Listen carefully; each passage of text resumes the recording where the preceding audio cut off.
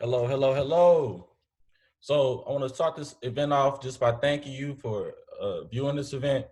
This is the anniversary event, the launch of my Patreon account. I'm the host, Jonathan Pulphus. For those who do not know, I started a Patreon account back in March 19th of 2020. And the purpose of the Patreon account was just a medium for me to express myself, my interests, particularly in art, activism, family stuff that was going on, romance, different topics I was able to address through the medium of Patreon. So this anniversary event, I'm gonna get right to it. Like I'll hold you long, just to unveil just some recap of last year, talk about some things I hope to do this year, and then fast forward to 2022, some of the goals I have for that. So in 2020, just to recap, like I said, I was able to use the medium to create art, different, prose, poetry, a lot of short stories, writing. The goal of the actual platform was for me to be able to provide assistance to myself while also working on a memoir that I have that is coming out soon called With My People. That memoir actually chronicles just a period in my life. I share some lessons and some mistakes I made along the way, my journey that is on activism during the uprising in Ferguson around the murder of Michael Brown. And so I was able to use the Patreon to help with that work. And, it was a busy year. It's been an amazing journey, and I've had an amazing amount of support along the way. I was able to create about 37 posts. Most of them were poems. As you see here, it says 23 of them were about poems. And I was also able to do some spoken word and, bring some life and some energy and some excitement to some of the stuff I put on paper. I was also able to use the platform to advocate for different things that were important to me, to my people, to my community in the city, and also, write short stories around some similar topics. But I do want to take an opportunity to thank and shout out all of those who either viewed my stuff, shared my stuff, have talked about my stuff, and also even subscribed, right? I had about 6 to 8 consistent supporters throughout the entire year, and it's still ongoing. So to you all, I especially want to express my extreme gratitude for your support. But one thing I encountered during my journey of doing this work with Patreon was just the obstacle of schedule, right? It's only 24 hours in a day, and you gotta sleep, you gotta, gotta take care of family, you gotta work, you gotta exercise, you gotta be. It's a lot of stuff to balance, and so it was difficult balancing my passion for the work, but also that piece of our production, actually putting out content regularly. And so I got something in store this year. I'd actually talked about it in the teaser that I put out yesterday for this anniversary event, that will reveal just some things I got going on for 2021, but also to talk about some of my goals for 2022.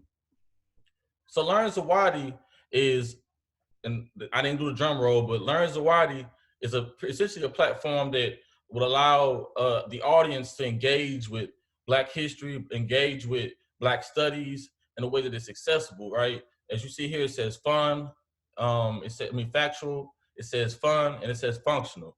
So we definitely want the information to be available. We definitely want people to be interested in it, and we definitely want the community to be able to use the information that they receive to do and transform community as they see fit, right? But we want to do it within the context and the framework of a conversation of lifting up the overlooked, underappreciated, and covered up uh, contributions that our people have made to the development of America. And so the catch line is learn Black history, learn Zawadi. And so, as I said in the previous slide, it's about Zawadi, right? And for those who don't know, Zawadi is Swahili for gifts. And so the platform is a medium for the community to engage with information, exciting information, some lesser known facts about Black historical figures, right? And so to the left, far left of the screen, we have Sister Angela Davis, the legendary queen herself. A lot of people know about Angela Davis. A lot of people know about the work she's done and is still doing. But depending on what your particular focus is, when we talk about Black history, we talk about Black studies, we talk about the need to have these conversations more than just a month, right?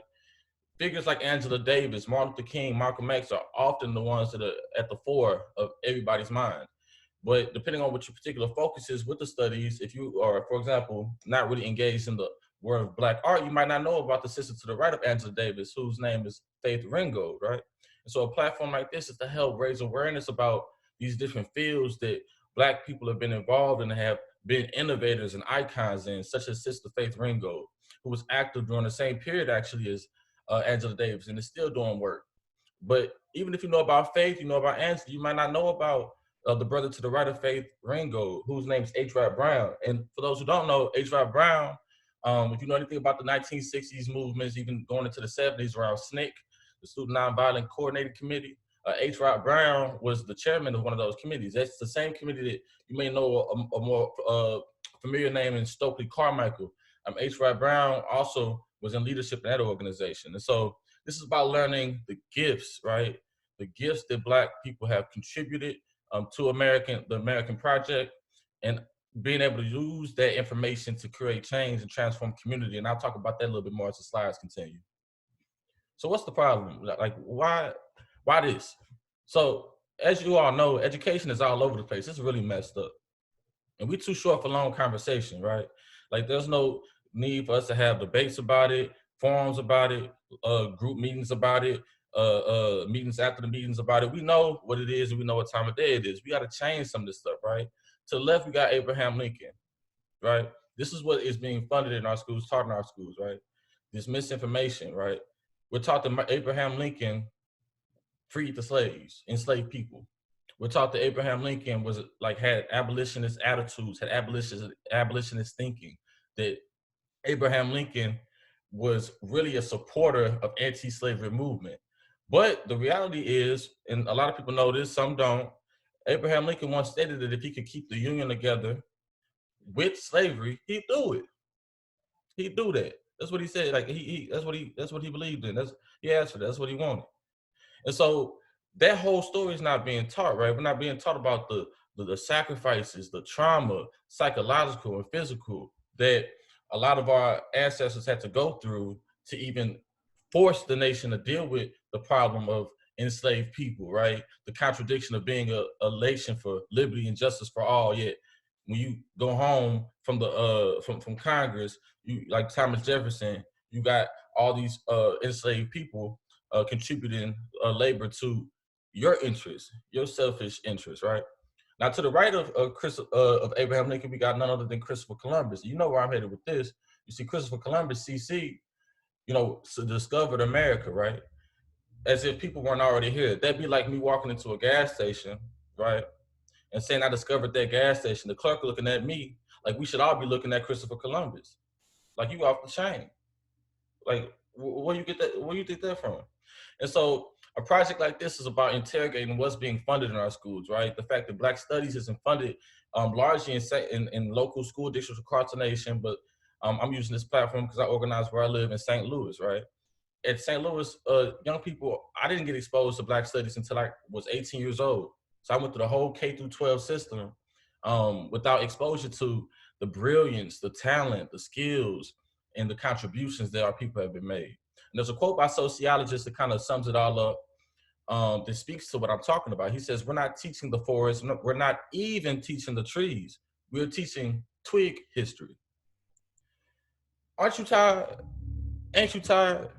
We should be tired of learning twig history. And a platform like this is to interrupt that nonsense.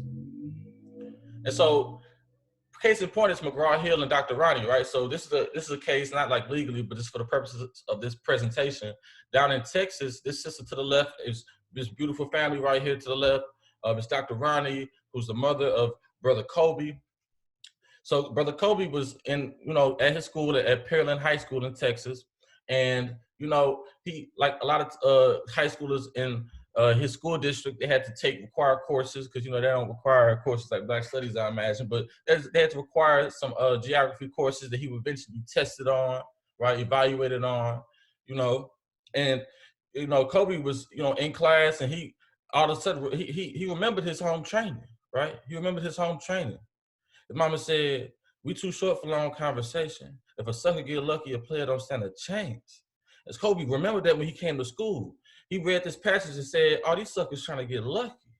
The real players, the critical players that have played a role in the development of America are being painted in ways that tarnish the actual legacy and truth of the matter.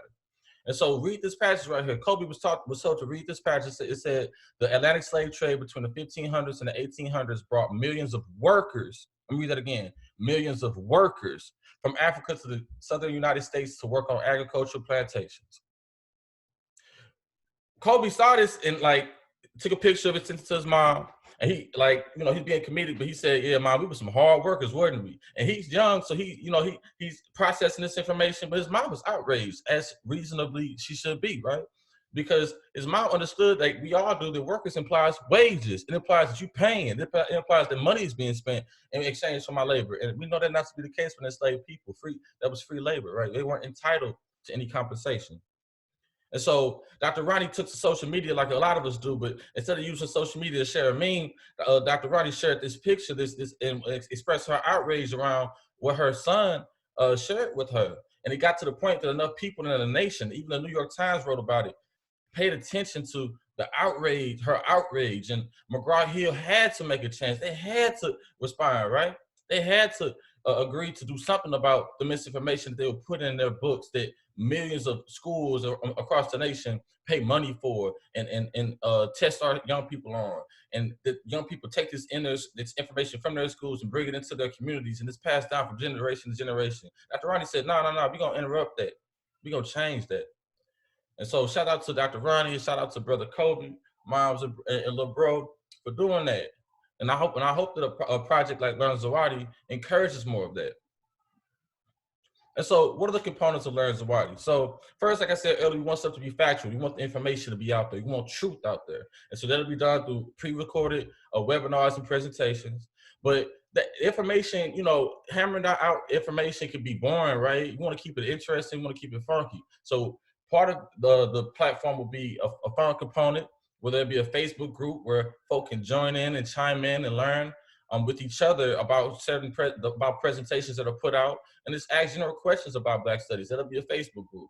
But once you move past the boring stuff, or you kept it interesting, you made it fun, what are we doing with this information, right? We're not just gonna sit on it, right? Like a lot of academics do. We're not gonna just sit on this information. How are we gonna use it to create change?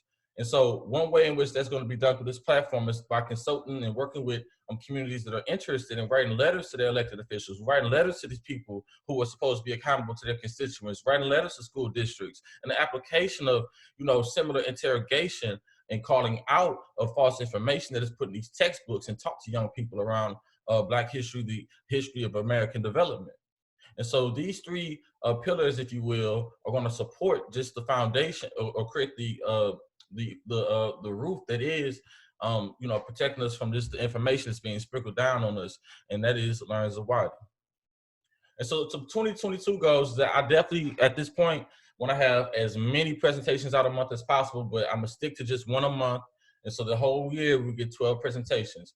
So for next year, what I want to do is have presentations at least twice a month. It'll still be as many as I can put out, but we'll have a minimum twice a month vignettes or presentations on the contributions of Black people to this nation.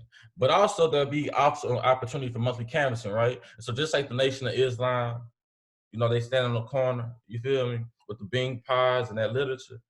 I think it'd be cool for us to go door to door in community, or to encourage people around the nation to go door to door with just facts about Black studies and facts about how to be engaged in the civic process with their school boards and with their elected officials around actually implementing Black studies and funding Black studies for our young people in their schools. Lastly, I think there should be a paid service learning opportunity for you by next year. And so I think you young people definitely deserve to be compensated for their time, talents, and their skills. And so the platform, once it gets to scale, will allow for that, for the young people to be able to not only contribute and be a participant in the social justice experience, but also be compensated while they're also gaining the biggest benefit, which is the knowledge that they receive from the platform. And so these are the tiers. This is, how do I support? How can I help out? Well, I'm gonna start just with the basics, because that's what it's about. General support looks like you subscribing to the YouTube. There's a custom link that'll be coming out soon. It's not available yet because the YouTube page is fresh. But subscribing to the YouTube, subscribing to the Instagram, that information will be available in later slides. And also just giving feedback in general about how you feel about the presentations, how you feel about the beignets. The second piece is the blueprint. It's $2 a month. You get a shout out on the social media, and you'll be able to ask questions and answers through the Patreon platform. Then there's also a foundation layer, right? And so with foundation layer, you get all the above plus the actual beignet and presentation in advance from YouTube. And so it'll be available eventually on all platforms, but you get it in advance. Cornerstone places, it's $30 a month. You get a personal shout out at the conclusion of the beignets, plus all the above. Pyramid Builders is $50 a month. You get a one-on-one interview on yourself, what Black history means to you, and that'll also be posted on Patreon and YouTube. And so next steps, look out for the next Zawadi, the first Zawadi that's coming out March 26th. It might come out soon, depending on how I'm feeling. It'll be on Ann Moody, the legendary Ann Moody, who was a 1960s activist and author. I encourage you to contact, follow, and subscribe. The Patreon is listed below. The Instagram is listed below. And the email is listed below. Here's some sources. And so again, this platform is about us remembering just our contributions to American development, right? Our people, our neighbors. It's about learning Black history. It's about learning the gifts that is Black history. It's about learning Zawadi. Thank you for watching this presentation.